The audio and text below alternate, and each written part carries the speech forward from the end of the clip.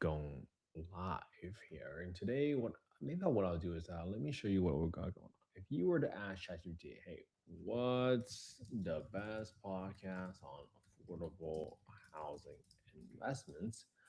You will see our podcast that pops up right here as number one.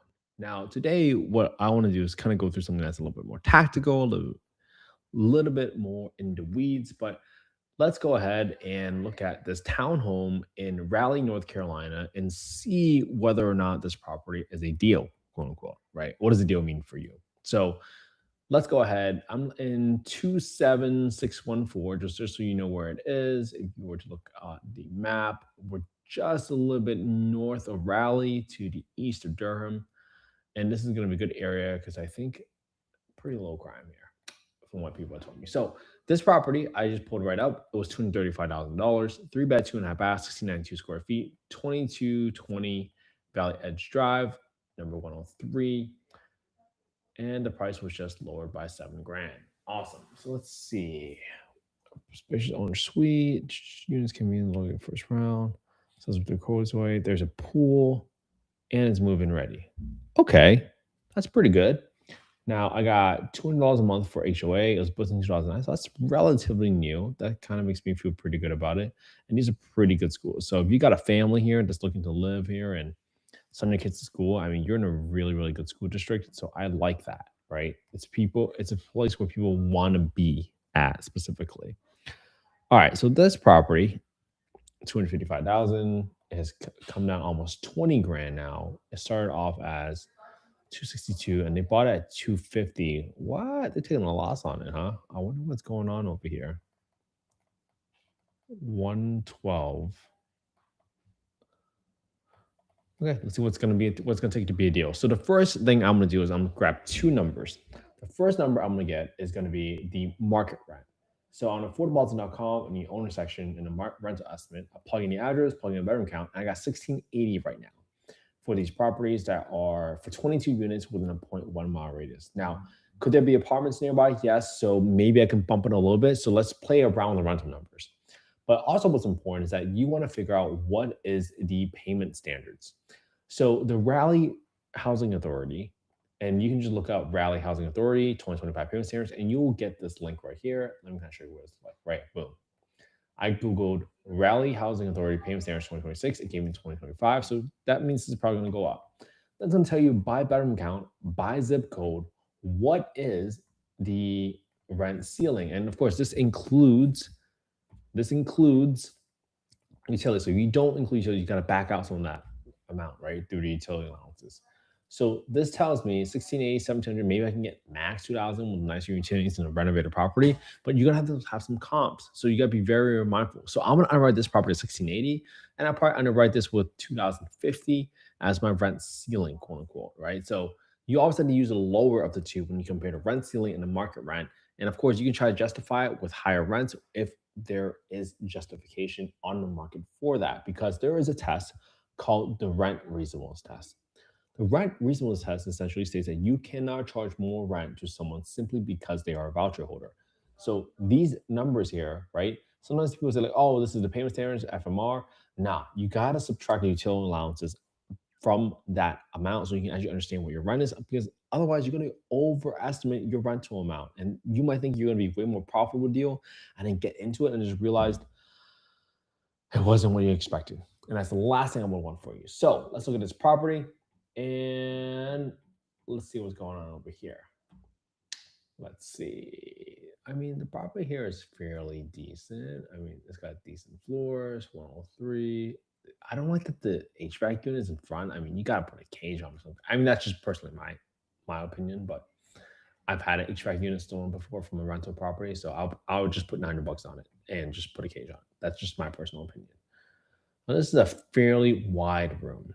Okay, if I could, I'd rather split that into a room and turn it into a four-bedroom, to be honest with you. But hey, it is designed for what it is right now, so we're not going to go ahead. We're not going to go and do that. So let's see what we can do here. Well, let me see. If I turn it to a four-bedroom, how much higher does the rent go? From 1680 to 2049? That's a huge difference. How about the payment standards? 27614.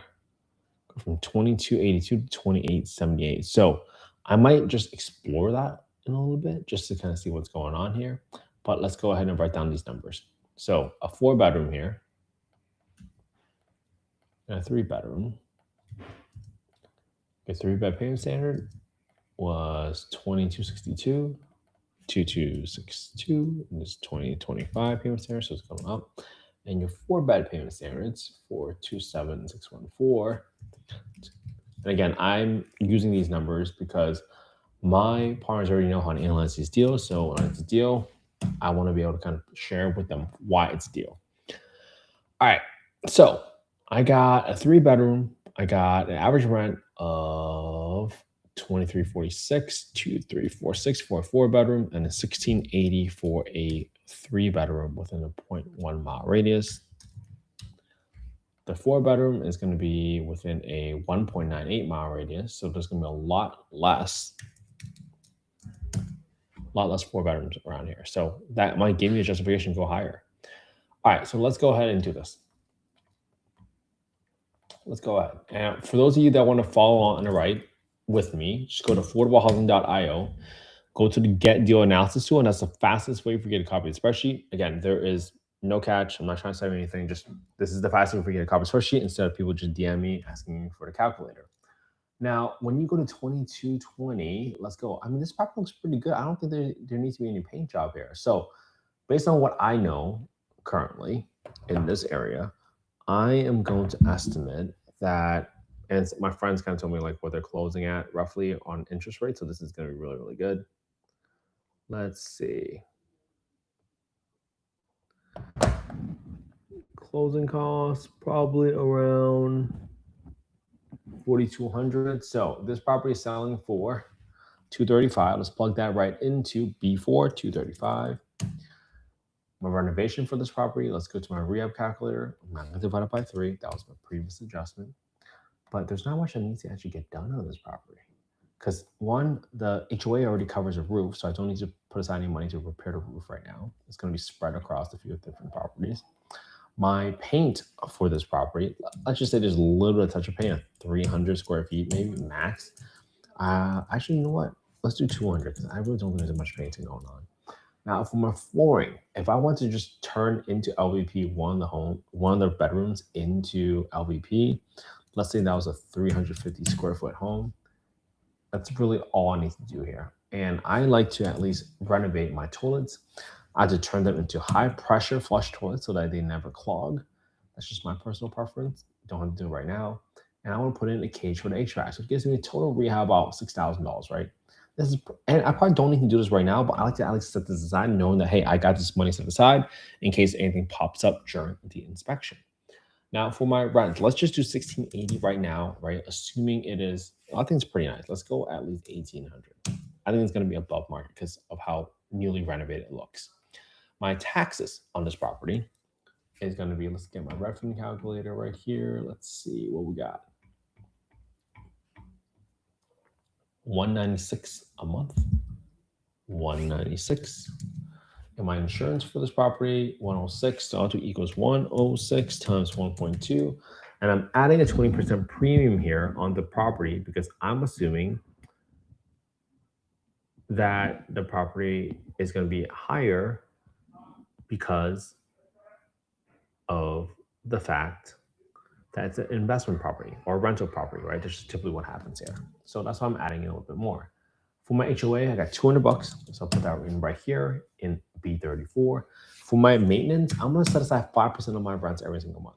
And the reason it's lower than my normal 10% is because there is a $200 HOA fee that I know is going to be applied towards exterior, maintenance, roof repairs, etc.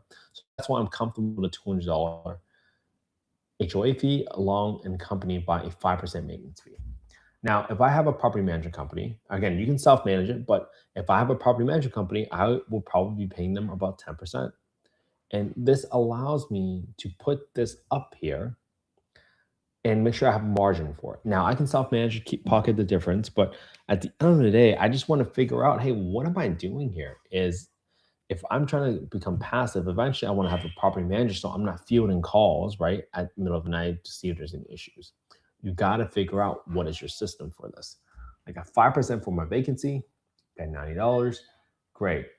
$1,800 rent. Let's assume I'm putting 25% down here in F19. So my down payment is going to be equals B4 times my F19 of 25%. My interest rate right now, I've been seeing people actually closing at 6.5%. I mean, it's crazy. Big moves here. So 6.5%, my finance amount is going to be B4 minus E19. That's $676,000. Okay, great. Let's see what else I can do. Now for my closing costs, we're probably about 2.5% right now, and that probably includes some reserves and also includes some of the closing costs in there. So that makes me feel pretty good about $5,800. Renovation $6,300. Boom. Now, if that is the case, and I rent this property out as a 3-bedroom for $1,680, let's go right here. My cash flow is going to be negative $192 a month. Cash and cash return of negative 3.3%, assuming you bought this property for $235. So for me, that's not a deal, right? Quote unquote, not a deal. But let me kind of think about it out loud with you, right? This is assuming 25% out, 6.5% interest rate. What if at $235, I'm able to get a rent of actually $2,050? Well, now I'm breaking even. Okay, now I'm starting to talk, all right? What if I get $2,050 and my rent's a little bit higher? All right, $278. My cash to cash return number is 0%. My purchase price is going to be about $235,000. This rehab is going to be roughly around 6,396. 25% now, 6.5%. All right. Now here's the crazy part. What if I spent, let's call it $10,000, but I add an extra room? But now my minimum, my floor, quote unquote, is going to be $23.46 for rent. So I'm going to go to this $23.40. Let's do $23.50. Well, that's starting to make a little bit more sense at 3.6. Well, if I can really turn this into a 4-bedroom, and I can get $23.50, right? Well, now I'm at 3.6%. That's a 3.6% return with a $242 cash back, and that's a 3.6%. That's assuming same purchase price, right? I'm sharing this all with you because I want you to understand how to pull the levers to figure out what's the deal for you. So at this stage, right, if I'm turning to a 4-bedroom and I'm staying at $23.50, what do I need to buy it for this to be a deal? All right. And if, let's say my target return is 8%, let's lower this to 180 grand. Okay, there you go. 185, 190. Okay, at 195, 197. Okay, 191. Great. So at 191, that's still a deal, quote unquote, right? Because I'm still able to achieve nearly an 8% return at 7.9%. Assume I can turn this into a 4-bedroom with a $23.50 rent. Okay. Now let's say you don't turn it back, right? 235, and this was 16,000. Yeah, let's go back to the 3-bedroom. Well, let's say again, we go back to 3-bedroom, it was $2,050 only. I don't add an extra bedroom.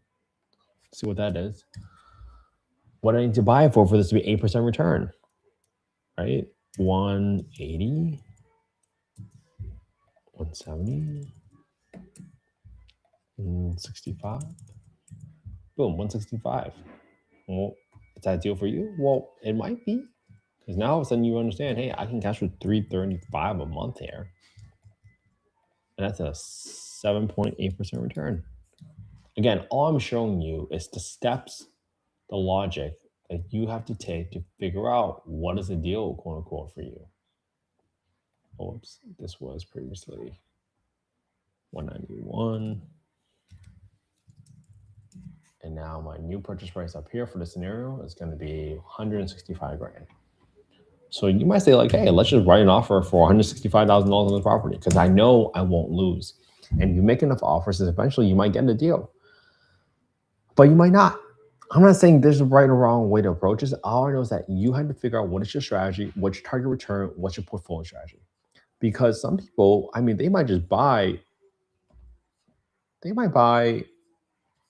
a home in Southern California, and all they want to do is just break even. And they're like, hey, if this grows by 5% every single year, but the $1 million property, I'm making $50,000. That's a huge chunk of change there. So you got to figure out, hey, what am I going for here? All right.